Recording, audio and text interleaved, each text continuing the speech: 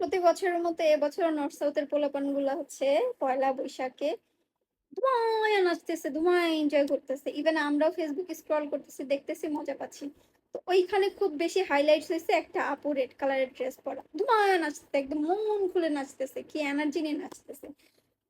Specially ওই আপুটাকে target করে আমাদের বাঙ্গু কিছু ছেলেরা 8 পাস কুদ্দুস বলতেছে, আরে বিয়া করবো কে?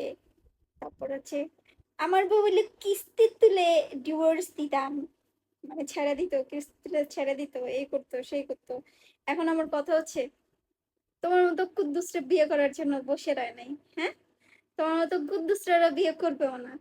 তুমি 8 পাস কুদ্দুস, ক্ষেত খামারে চাষ করবা, রিক্সা চালাবা, ব্যান্ড ঠেলবা, ঝালমুড়ি বেচবা, এটা তোমার কাম। তুমি দেখছো, দেখা তোমার ভালো লাগে নাই, তুমি জানো তুমি ওরে এফোর্ড করতে পারবে না।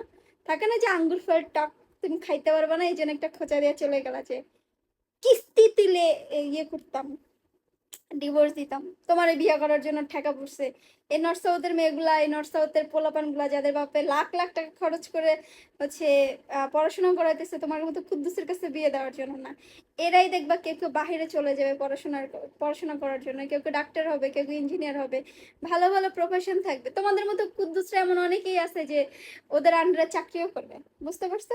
তো তোমাদের যে কিস্তি দিলে ডিভোর্স দিতাম, তোমাদের সব বালছাল কথায় ওদের কোনো কিছু যায় আসে না। মানে পাঙ্গু ছেলেগুলা, আমি জাস্ট চিন্তা করি যে এদের মাথার মধ্যে এত গু কেন, এত গু ভরা কেন? ওদেরকে কেউ বলছে বিয়ে করার জন্য? এই মেয়েগুলা কি বসে রয়েছে ওদেরকে বিয়ে করার জন্য? না ভাই, তোদেরকে এরা বিয়ে করবে না। তুই তুই প্রপোজ দিয়ে দেখ, তোর কানের নিচে একটা থাপ্পড় দিয়ে তোর কান লাল করে দিয়ে ওরা চলে যাবে। তোর তোর তোর অকাদের বাইরে এগুলা, তোর ধরাছোঁয়ার বাইরে এগুলা। তুই ওই ফেসবুকে দেখবি আর কমেন্ট করবি, ওই পর্যন্তই তোর যোগ্যতা, আর কিচ্ছু করতে পারবি না।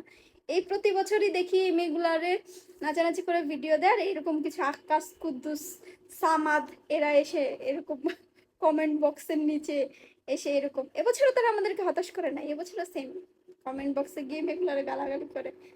পারিবারিক শিক্ষার অভাব।